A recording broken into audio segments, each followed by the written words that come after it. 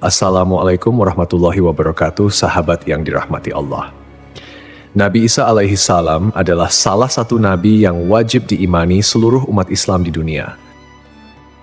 Beliau diutus oleh Allah Subhanahu wa Ta'ala kepada Bani Israel karena kesesatan yang dilakukan oleh kaum tersebut sepeninggal Nabi Musa alaihi salam. Tidaklah sempurna iman seorang Muslim bila tidak mengimani keberadaan salah satu dari 25 nabi-nabi yang memiliki kemuliaan di sisi Allah Subhanahu wa Ta'ala. Pada akhir zaman, Nabi Isa alaihi salam akan kembali turun ke bumi untuk membunuh Dajjal, musuh umat Muslim yang paling ditakuti karena kehebatan fitnahnya. Nabi Isa akan datang kembali ke muka bumi demi menegakkan kebenaran serta memberi petunjuk jalan menuju keselamatan. Selain itu, ia juga membawa misi penting untuk membunuh Dajjal. Dajjal akan menyebarkan fitnah, kemudian berusaha menyesatkan umat manusia agar jauh dari jalan Allah. Tipu dayanya amatlah dahsyat sehingga yang baik akan terlihat buruk. Namun, tahukah Anda mengapa justru Nabi Isa alaihi salam yang ditugaskan Allah Subhanahu wa Ta'ala untuk membunuh Dajjal? Mengapa bukan Nabi Muhammad Shallallahu Alaihi Wasallam yang secara syariat sebagai junjungan seluruh umat Muslim di dunia? Sejatinya, hanya Allah SWT yang tahu alasan mengapa mengutus Nabi Isa untuk membunuh Dajjal. Namun, bila mengacu pada beberapa ayat dalam Al-Quran, maka dapat diperkirakan beberapa alasan yang mendasarinya. Tapi sebelum lanjut, jangan lupa klik tombol subscribe, like, komen, dan lonceng notifikasi sahabat untuk mendukung channel ini agar terus menyiarkan syiar Islam. Serta silakan tulis harapan sahabat di kolom komentar. Semoga semakin banyak yang mengaminkan, maka makin cepat terkabul. Membuktikan Nabi Isa masih hidup. Alasan pertama yaitu membuktikan bahwa Nabi Isa masih hidup.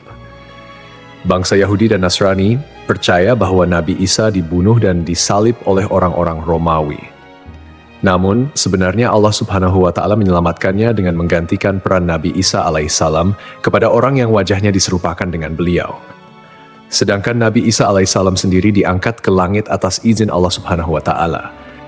Karena ucapan mereka orang Yahudi, sesungguhnya kami telah membunuh Al-Masih Isa putra Maryam, Rasul Allah. Padahal mereka tidak membunuhnya dan tidak pula menyalibnya, tetapi yang mereka bunuh ialah orang yang diserupakan dengan Isa. Ini sesuai dengan Al-Quran surat An-Nisa ayat 159 yang artinya, tidak ada seorang pun dari ahli kitab kecuali akan beriman kepadanya Isa sebelum kematiannya. Dan di hari kiamat nanti, Isa itu akan menjadi saksi terhadap mereka. Hal ini membuktikan bahwa tuduhan bahwa Nabi Isa telah disalib oleh kaum Yahudi adalah salah. Sebab selama ini kaum kafir mempercayai bahwa Nabi Isa sudah wafat. Sementara Allah menegaskan dalam firman-Nya bahwa Nabi Isa telah diangkat ke langit sebelum kaum Yahudi membunuhnya. Di hari akhir, Dajjal muncul dengan segala tipu dayanya, kemudian dibaiat oleh kaum Yahudi. Kaum Yahudi juga bersedia menjadi bala tentaranya dengan keinginan membalas dendam terhadap kaum muslimin. Kemudian Allah menurunkan Nabi Isa yang menurut mereka sudah mereka bunuh di masa lalu. Allah menolong Nabi Isa sehingga berhasil membunuh Dajjal dan mengalahkan bala tentaranya. Di masa itu, mereka sama sekali tidak bisa lolos. Bahkan jika ada seorang Yahudi yang bersembunyi di balik pohon, batu, atau dinding, maka benda-benda itu akan berseru. Di sini ada orang Yahudi. Dekat dengan Nabi Muhammad. Salah satu nabi yang memiliki kedekatan khusus dengan Nabi Muhammad adalah Nabi Isa. Aku adalah manusia yang paling dekat dengan Isa bin Maryam. Antara zaman kami berdua, tidak ada nabi yang memisahkan. Selain itu, Nabi Isa sendiri pernah berdoa kepada Allah Subhanahu wa Ta'ala untuk dijadikan umat Nabi Muhammad. Oleh sebab itu, Nabi Isa diturunkan ke bumi untuk menjadi umat Nabi Muhammad. Pasalnya, berita tentang keistimewaan Rasulullah Shallallahu Alaihi Wasallam memang sudah diketahui pada zaman Nabi Isa. Hal tersebut diterangkan di dalam Injil sesuai surat Al-Fath ayat 29. Nabi Muhammad adalah utusan Allah dan orang-orang yang bersama dengan dia bersikap keras terhadap orang-orang kafir yang bersikap memusuhi, tetapi berkasih sayang sesama mereka. Itu adalah sifat-sifat mereka yang diungkapkan dalam Taurat dan Injil. Yakni seperti benih yang mengeluarkan tunasnya, kemudian tunas itu makin kuat, lalu menjadi besar dan tumbuh di atas batangnya. Tanaman itu menyenangkan hati orang yang menanamnya. Keadaan mereka diumpamakan seperti itu. Karena Allah hendak membuat marah orang-orang kafir. Allah menjanjikan kepada orang-orang yang beriman dan mengerjakan kebajikan di antara mereka ampunan dan pahala yang besar. Nabi Isa alaihissalam kembali turun ke bumi diyakini akan menegaskan kebenaran dari ajaran Nabi Muhammad SAW. Tidak bisa dipungkiri bahwa saat ini banyak umat Nabi Isa yang tidak menerima ajaran Nabi Muhammad SAW. Padahal Nabi Isa alaihissalam merupakan pengikut dari Rasulullah SAW. Al-Baghawi menceritakan dalam tafsirnya bahwa ketika Isa alaihissalam mendatangi Baitul Maqdis, di mana orang-orang sedang bersiap salat asar, maka imam di masjid itu mundur dan menyuruh Isa untuk maju. Namun Nabi Isa enggan dan ia tetap salat di belakang imam dengan syariat Nabi Muhammad SAW.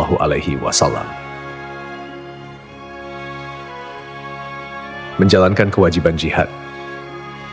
Menjalankan kewajiban jihad sebagai kaum muslimin adalah tugas yang penting. Maka Nabi Isa diturunkan ke bumi untuk menjadi umat Nabi Muhammad.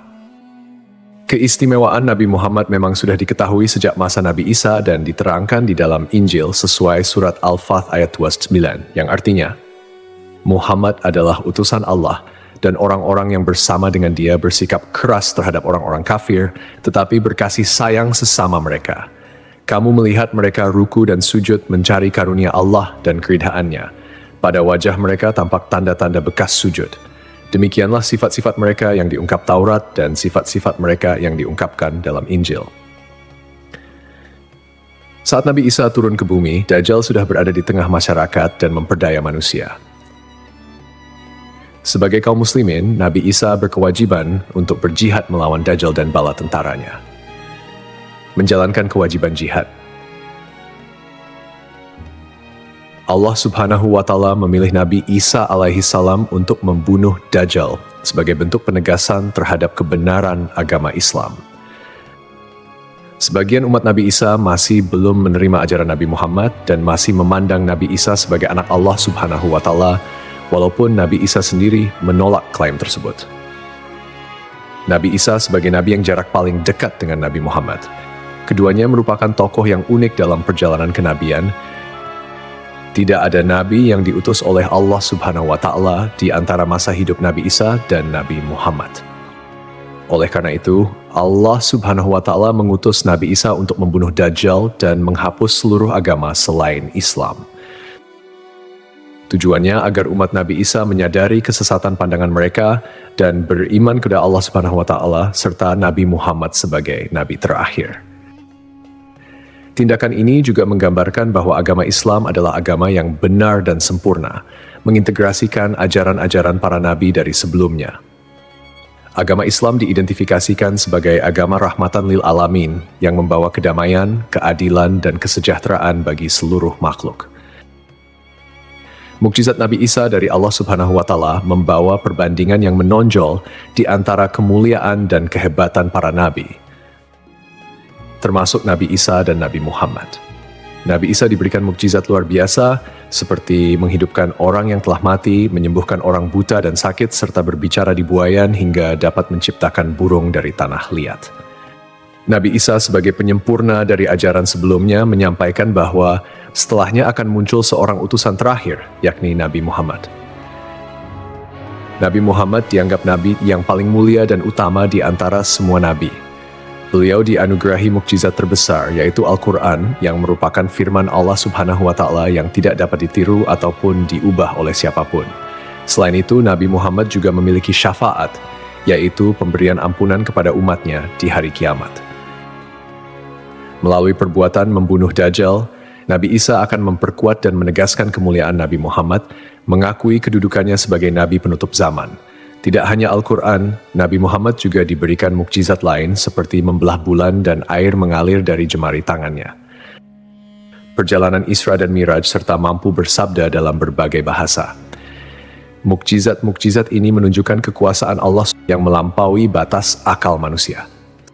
Sementara keistimewaan Nabi Muhammad sebagai utusan Allah yang paling sempurna semakin terungkap, akhlak mulia, kejujuran tak tercela, keberanian luar biasa, dan kepedulian yang mendalam terhadap umatnya juga menjadi bagian dari kepribadian Nabi Muhammad.